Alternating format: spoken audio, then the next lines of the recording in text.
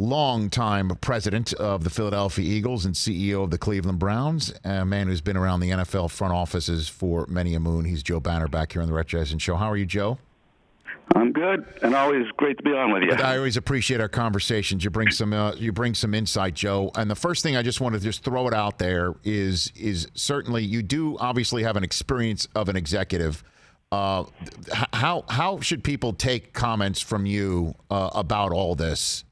Heads up, just coming in about your take from this point of view of being fair and balanced in that regard, Joe.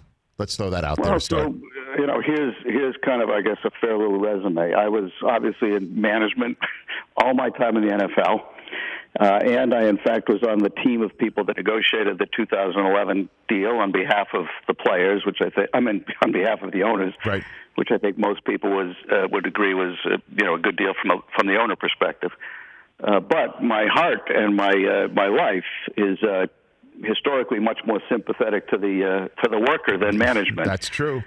So I'm not pretending a total objectivity, but I think a fairly dispassionate, balanced view. Okay, so then let's get right into it then. Your take on this agreement. Again, it's an excellent column. I should suggest everybody seek it out on USA Today.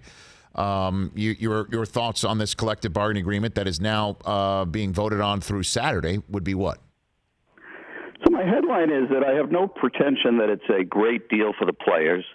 And I'm totally understanding any player that feels like even 17 games is a non-starter, so they're a no vote. I think those are both completely reasonable positions. I hear them from people. I don't have any argument with it.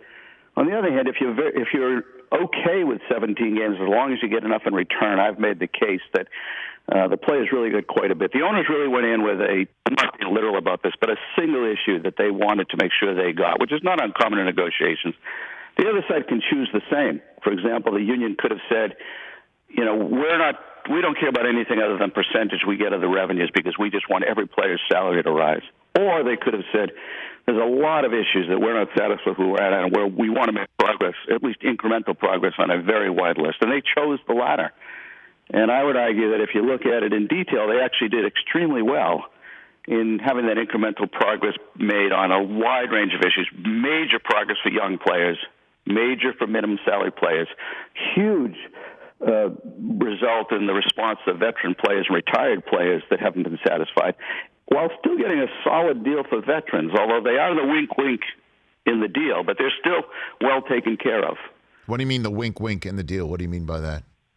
No, I just mean that they're the weak link. Oh, the weak in link. the deal. I see. In other words, the retired players and the younger players did better than the veterans, but my belief is all three of them did reasonably well. Okay, so what do you make of the news that the collective bargaining agreement vote has been pushed 48 hours for a deadline? Where does that come from? Well, I do think, and I have the benefit of having talked to players and having talked to a number of agents who are talking to their players. The players don't have the information and the extent of the information, and a chance to ask questions and even challenge things that they need to feel confident in their vote. So right now there's too much influence coming from the outside and the Twitterverse and a couple of highly vocal players and a couple of people that are, for or against the deal. They really need to focus on, what did we give up and what did we get? And if we don't take this deal, what are the chances we do better? And then I would ask the question, if we don't take it now, what are the chances we do worse? And, I do think that it was good to see that extended. And I saw there was a question where somebody asked the union to put out a document comparing the 2011 deal to this deal so they could actually see where they made progress and where they didn't. So I think it's a good thing. I think if the players really understand the deal, I think they'll vote yes. And I don't in any disparaging way. They're busy lives, and some of them are traveling in the off season, so on and so forth. So, taking a 400-page document and expecting somebody to understand that doesn't have expertise in this area is really not realistic. Well, Eric Reid did that, and he sent it off to his lawyers. And you saw the answer he asked his lawyers, including Mark Garagos, who's quite well known, and their response to it was hell no. And then you kind of chimed in on this. What about that? Because I'm sure Eric Reid's response is going to go in a lot of places, and people should, I guess, seek that out. Yeah, I mean, listen, my response is that if Eric's intent was to get an outside voice to look at the deal and give him an honest opinion, what are the good parts, what are the bad parts, and overall, what's your recommendation? I just think you have to go to somebody who's understanding the business of football and the history of these negotiations and can give you that answer from a very objective seat. You know, a lawyer looks at things from a very literal and legal perspective. And may not have any context of well, what's possible. If we're trying to make progress here on a large number of issues, that was the decision of the players. I can tell you beyond any shadow of a doubt. I saw the write-up of the initial proposal that the union gave to the league, and clearly reflected that they weren't focused on a small number of issues as the league was. They were focused on a very large number of issues. Well, if you go into a negotiation like this with a long list, then you're going to realize you're not going to get the full degree of what you want on any issue, but maybe you can get a lot of what you want on a whole bunch of issues, and that's what they did. So I just don't think it's the right source. If his goal was to really be better informed, I'm not sure it's the best place to go to get that answer. Former Browns CEO and former Eagles president Joe Banner here on the Rich Eisen show on the day that his take on the CBA and what the players should think about it dropped in USA Today. He's here on the Rich Eisen show. And then this past weekend, Joe, there was a report in ESPN that some owners are hoping the players vote no because they wanted an 18th game and they would love to renegotiate to get that 18th game. And many thought that was a signal of smoke from the NFL to tell the players to take this deal in a threatening manner, saying, if you don't like this the way it is right now, guess what? Wait till you see the next one if you vote no on this one. Is that something that you think owners, knowing the front offices and the way it works, would actually leak through sources? Well, I think the notion that the owners would leak something that applied pressure to the players to do the deal now versus later and vote yes on this deal is totally plausible. As I think is the union also capable of doing that, and most people in these kind of negotiations, even if it's just for a single player, are. But I've been pretty dismissive of the report that the owners want 18 games. I sat in on some of the discussions about the challenges of pushing the season earlier and starting on Labor Day, and the history of how ineffective that was from a ratings perspective. I've seen in the meetings with the reports of the regular season ratings when you start to get into January, and they drop off dramatically. To think that the owners are really thinking they're better off with 18 games, I don't think there's significant additional TV money for an 18th game because of where it falls.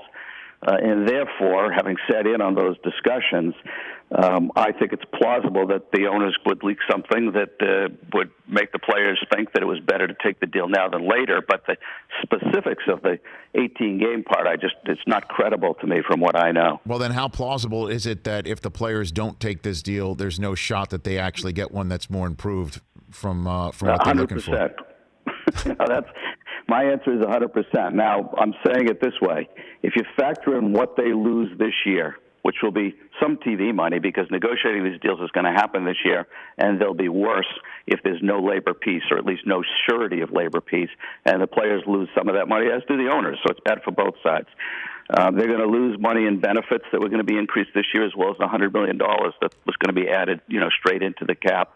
And potentially and probably lose the extra money, which was quite a bit from the added playoff game that's in the proposal that was going to start this year. So they have to do better than this deal by that much just to break even. And I've sat in the meeting. So people understand there's a group of the owners that's called the CEC.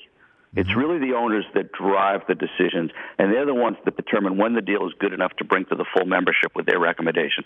I've sat in the meetings as the negotiations were happening in 2011 with those 8 owners. And I'm just going to tell you, my opinion is that if the players wait till next year to do the deal, it will not be as good as what they have on the table at this moment. So how much are the TV deals driving all this, Joe?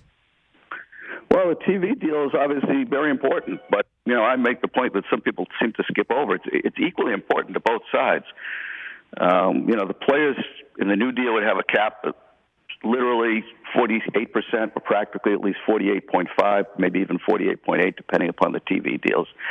The owners get the other 51-odd%, but the owners have to pay expenses out of the 51%, so they actually net less money than the players do on that type of a transaction. So that's why I say both sides should realize that having labor peace and negotiating a long-term TV deal with their partners, with the partner having surety, is a benefit to both sides and not a leverage point for either side. Somehow the discussion has led to, the players have leverage because the owners need the TV deal done now. No, neither side has leverage on this issue. They're both incentivized to maximize this deal. It's the biggest thing that drives the cap. It's the biggest thing that drives the economics both for the owners and the players. So last one for you on this subject before I let you go, Joe Banner. Why should fans care about this? I totally would understand why some might be listening to any of these conversations or reading about it on Twitter saying, just get it done. Why should fans care about what we have just discussed and what's coming over the next 4 or 5 days, Joe? Well, I can only really give you two reasons, and I wouldn't tell them they should care a whole lot because it's not the fun side of the business from a fan perspective. But the two reasons are, one, if there isn't a deal done now, there's a real chance of not having football in 2021 for at least a part of the season. And there's not even a way you could rule out not all of the season. So I assume fans that really love the game would be upset by that. The other is, as you look at your particular team and you're just rooting for your fan interest, if you have a team that, the Panthers, the Jaguars, the Eagles that have been running, tight to the cap, you'd love to see a deal that gave the team certainty that the cap is going to go up significantly. They go forward with their plans and not worry about needing to cut players or be afraid to re-sign players. And the other thing, if you have a team that has a ton of cap room, you may be just fine not seeing the deal done because it's going to give your team at least a short-term advantage of having extra money that other teams won't have because they don't have certainty about what the cap's going to be going forward. So those are the only two reasons I could think, and I would tell them that, keep an eye on it, but, free agency is a few days away, and that's really what's going to matter in the immediate future. Okay, and then in terms of free agency that's just a few days away, you got any 2 cents on what do you think Brady's going to do? Any idea? What do you think? So I'm down to between San Francisco and New England, and I know nothing, so I'm just giving you kind of where does it make sense? It's got to be a place he really wants to play if he's going to leave, and I believe it's got to be a place that has a chance to win the Super Bowl. I also think he probably has watched Kyle Shanahan for years, and probably the only place you could look where he isn't that has a chance to really have a dynamic offense that could be really creative and take advantage of what it brings to the table. And then, listen, he's got a close relationship with the Crafts, and they're very persuasive when you get in these situations at the last minute. And, there is something to be said for finishing your whole career with one team. Not that many people have done it. So that's my guess. There are other teams that could certainly happen. It wouldn't shock me, but those are my top two. And what about the idea that the Cowboys have finally put a $33 million a year deal on the table for Dak? And how do you think that plays out?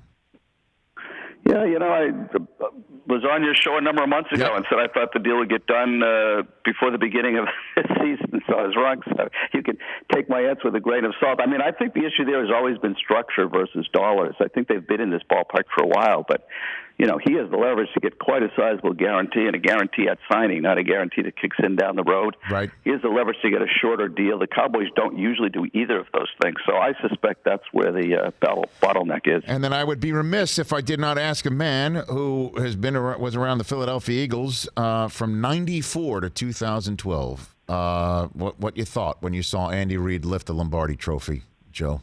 It was a phenomenal moment. I mean, I can't imagine anybody that knows him and worked with him and didn't have tears in their eyes, and a tiny piece of the relief that he must have felt, and something he'd pursued so long, been so close to, deserved, and there he was finally standing. I think you could just see the stress just leave his body as the clock ran out on that game, and I've had the joy of interacting with him since then, and he is just ecstatic. His players are ecstatic, more for him than themselves. It's just a great, great moment. But how about for you personally? Just to obviously, I know you feel that for Andy, but there's a lot of the structure that he's dealing with right there that came from when you were at the top of the flow chart, Joe, in Philly. Oh, listen, I greatly appreciate you saying that. I mean, listen, we hired Andy when he had never been a coordinator and, frankly, took a tremendous amount of heat in Philadelphia for the hire.